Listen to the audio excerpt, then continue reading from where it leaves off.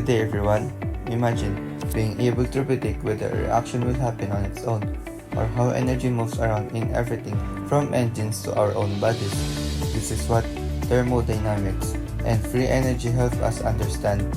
Thermodynamics in the science of heat, work, temperature, and energy, explaining how energy is transferred and transformed in the world around us. Free energy, on the other hand, tells us how much of that energy is available to do useful work and whether a process will occur spontaneously. By exploring these concepts, we can uncover the hidden rules that govern everything from chemical reactions to everyday life. Think about ice melting, cellular respiration, or the rustling of iron.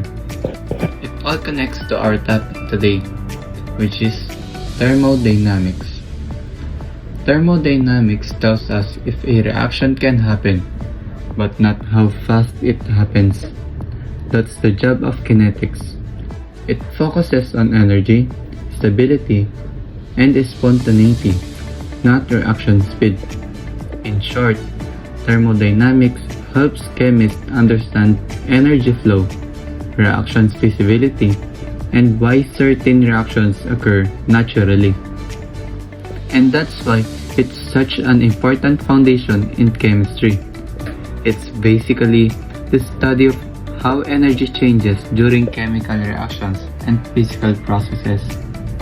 It helps us see how heat and work are transferred. For the definition of terms, thermodynamics, a field of study that examines the relations of four variables including temperature, work, energy, and pressure in chemical reaction and in changes of state. Free energy. In thermodynamics, free energy is the energy available in a system to do work. Enthalpy. Enthalpy is defined as the sum of the internal energy and the product of pressure and volume of a thermodynamic system, and it measures the capacity to release or absorb heat during a process, particularly at constant pressure. Entropy, a measure of the disorder of a system or energy unavailable to do work. Exothermic reaction, those reactions which release energy in the form of heat. Endothermic reactions, a chemical change in which the system absorbs thermal energy from its surroundings. Thermodynamics is all about understanding the energy in a system. For example, when a reaction happens, the system's energy can increase or decrease depending on the heat and the work. It is not just about the energy itself, it is also considered how organized or random the system is. Reactions tend to move towards more disorder overall. That means some reactions happen naturally while others don't. Whether a reaction happens on its own depends on both the energy change and the change in disorder. That's why chemists use a concept called Gibbs free energy. If the change in free energy is negative, the reaction can happen spontaneously, and the heat released or absorbed, called enthalpy, also affects it. Exothermic reactions release heat, while endothermic reactions absorb heat. So thermodynamics tells us if a reaction is possible, but not how fast it will occur. That's the role of kinetics. Thermodynamics is all about energy, stability, and whether something can happen naturally. Let's move to free energy. A concept in thermodynamics, Gibbs free energy helps us predict what will happen and how much useful energy is available in a process without needing to track every tiny particles inside the system. Gibbs free energy is basically a way to tell if something will happen on its own, especially in chemistry and physics. Here's the formula to get the free energy. Free energy is equal to enthalpy minus times multiplied by entropy. So, what does usable energy actually mean?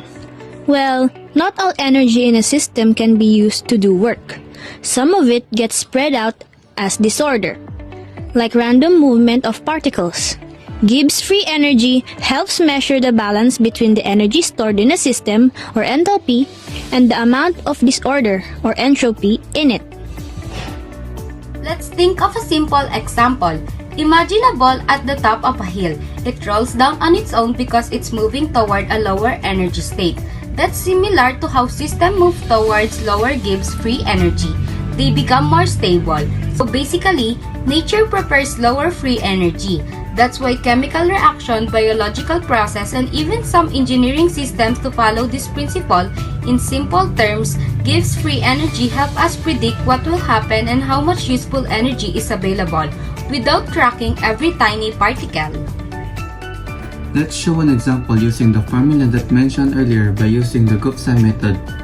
Let's say that a reaction has enthalpy is equal to negative 120 kilojoules.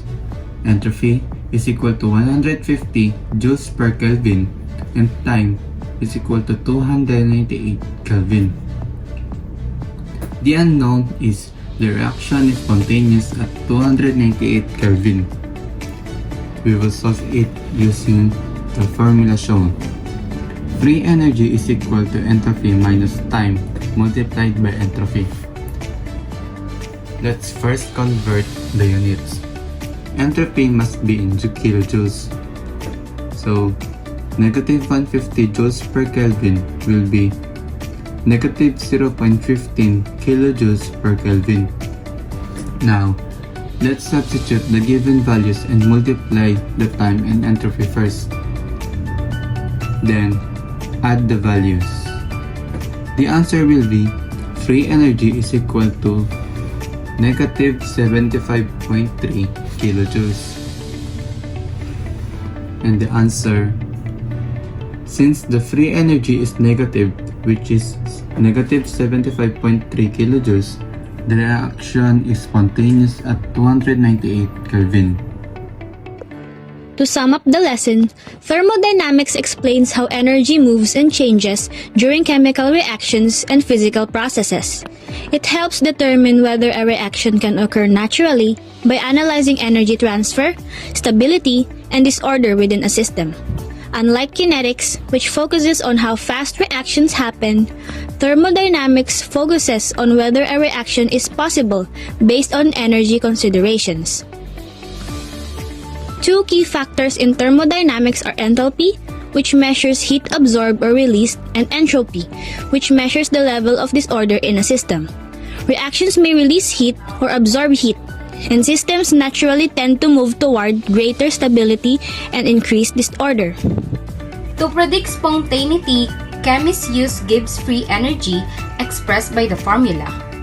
Gibbs free energy represents the usable energy available to do work at constant temperature and pressure. If entropy is negative, the reaction is spontaneous. If positive, the reaction requires added energy. If zero, the system is at equilibrium. Overall, thermodynamics and Gibbs free energy provide a framework for understanding how energy, heat, and disorder determine whether chemical reaction and natural processes will occur.